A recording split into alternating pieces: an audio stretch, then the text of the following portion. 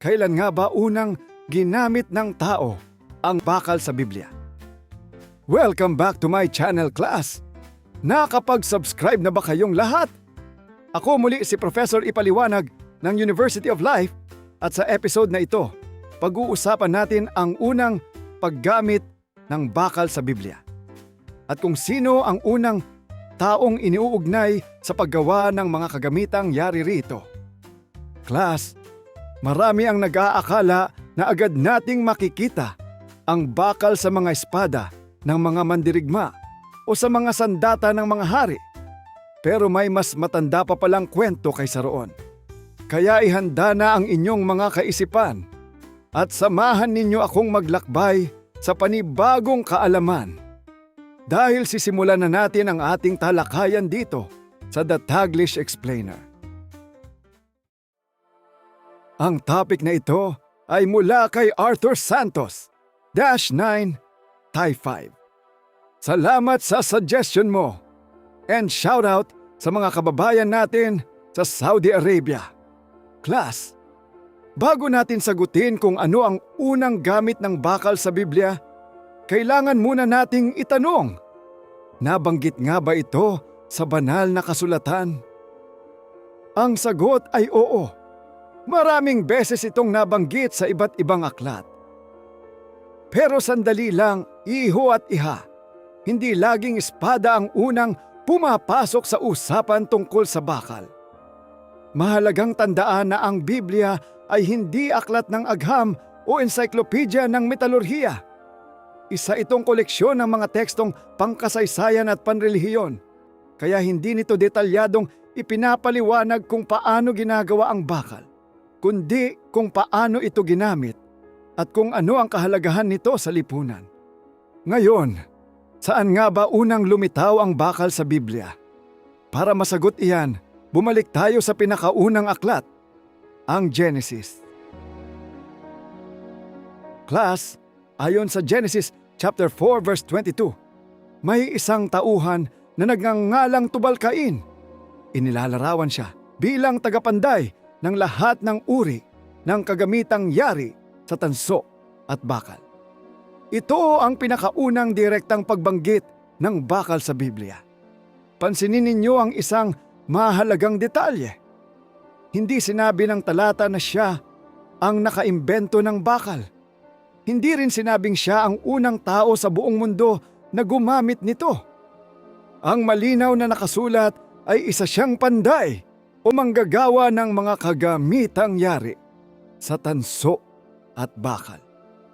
Ibig sabihin, ang pinakaunang gamit ng bakal na binanggit sa Biblia ay hindi tungkol sa digmaan, kundi tungkol sa paggawa ng mga kasangkapan.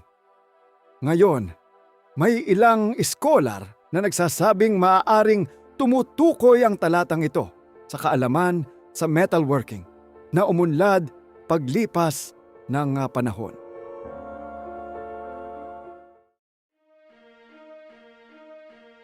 Ayon sa kasaysayan, ang malawakang paggamit ng bakal ay nangyari libu-libong taon matapos ang panahong inilalarawan sa unang bahagi ng Genesis. Kaya mahalagang maunawaan na ang layunin ng teksto ay hindi gumawa ng timeline ng teknolohiya, kundi ipakita ang pag-unlad ng kabihasnan at ng mga gawain ng tao. Sa madaling salita, class, kapag tinanong kayo kung ano ang unang gamit ng bakal ayon sa Biblia, ang pinakaligtas at pinakaeksaktong sagot ay ito. Ginamit ito sa paggawa ng mga kasangkapan ayon sa paglalarawan kay Tubal-Cain sa Genesis. Pero teka, sino nga ba ang misteryosong panday na ito? Bakit siya mahalaga sa kasaysayan ng Biblia? Kaya lumipat na tayo sa susunod na bahagi. Si Tubal-Cain ay apo sa lahi ni Cain, ang anak nina Adan at Eva. Ayon sa Genesis, anak siya ni Lamech at kapatid nina Ama. Hindi man siya isa sa mga pinakasikat na tauhan ng Biblia. Napakahalaga ng papel niya dahil siya ang unang taong iniuugnay sa paggawa ng mga kagamitang metal. Kung iisipin ninyo, Si Tubal-Cain ang maaaring ituring na foreman ng sinaunang pagawaan. Habang ang ibang tao noon ay nag-aalaga ng hayop o tumutugtog ng alpa, siya naman ay abala sa paghubog ng metal. Ipinapakita ng kwento ni Tubal-Cain na mahalaga ang kasanayan at teknolohiya sa pag-unlad ng tao. Ang kakayahang gumawa ng kasangkapan ay nakatulong sa pagsasaka, pagtatayo at pang-araw-araw na pamumuhay. May isa pang mahalagang punto rito. Hindi nilinaw ng Biblia kung anong eksaktong mga kagamitan ang ginawa ni Tubal-Cain. Posibleng kasama rito ang mga kagamitan para sa lupa, mga simpleng kasangkapan at iba pang gamit sa komunidad. Kaya kapag may nagsabi sa inyong, "Professor, sigurado po bang espada ang unang bakal sa Biblia?" Maaari ninyong sabihin, "Hindi po. Ang tanging malinaw na nakasaad ay gumagawa siya ng iba't ibang kagamitang yari sa bakal." Ngayon, matapos nating makilala si Tubal-Cain, tingnan naman natin kung paano ginamit ang bakal sa iba pang aklat ng Biblia. Class, pagdating sa mga aklat tulad ng Deuteronomio, Josue at Kronika, mas marami na tayong makikitang gamit ng bakal. Sa Deuteronomio chapter 8 verse 9, inilarawan ang lupang pangako bilang isang lugar na mayaman sa bakal, na nagpapakita ng kahalagahan nito sa kabuhayan at pag-unlad ng isang bansa.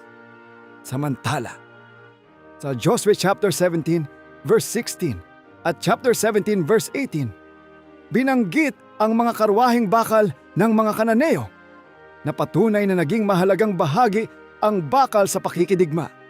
Sa unang Kronika naman, naghanda si Haring David ng maraming bakal para sa mga pako at iba pang bahagi ng templo. Makikita natin na habang lumilipas ang panahon sa Biblia, lumawak ang gamit ng bakal, mula sa mga kasangkapan hanggang sa konstruksyon at depensa ng mga kaharian.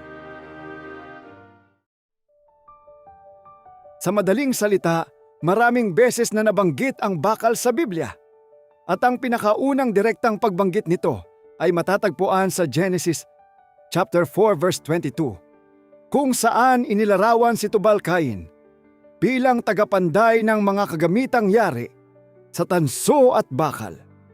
Mula sa mga simpleng kasangkapan, lumawak ang gamit ng bakal sa paglipas ng panahon at naging mahalagang bahagi ng agrikultura, konstruksyon, at maging ng depensa ng mga kaharian.